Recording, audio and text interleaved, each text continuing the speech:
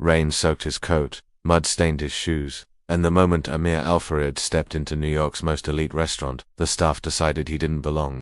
The manager saw only a foreigner with no reservation and too much accent.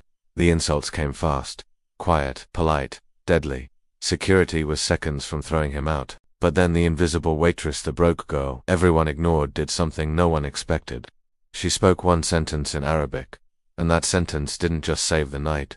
It destroyed a career and exposed a secret powerful enough to bring down a senator. Cassidy Miller had learned to survive by being unseen.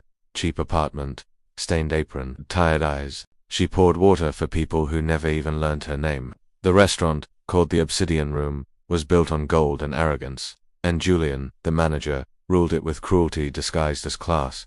When Amir walked in, soaked from the storm, Julian decided instantly, not good enough.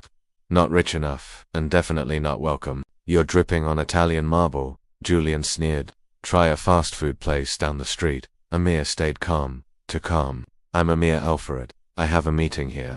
A table was held. Julian just laughed. I don't see your name, and frankly, sir, you don't look like our kind of guest. But Cassidy saw the look in Amir's eyes. It wasn't just anger, it was fear. The kind of fear a man has when something precious is about to be lost. When Julian ordered another waiter to throw Amir out, Cassidy tried to walk away. She desperately needed this job. Her mother was sick.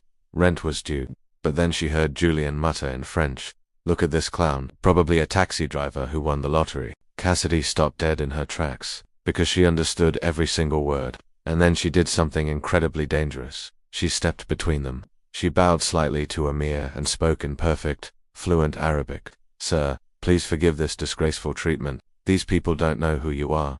The entire room went silent.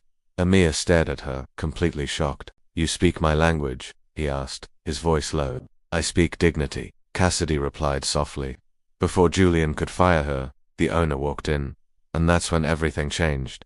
Because Amir wasn't just a customer, he was the investor who was there to save the restaurant from bankruptcy. Julian had just insulted the man who was about to buy the entire building.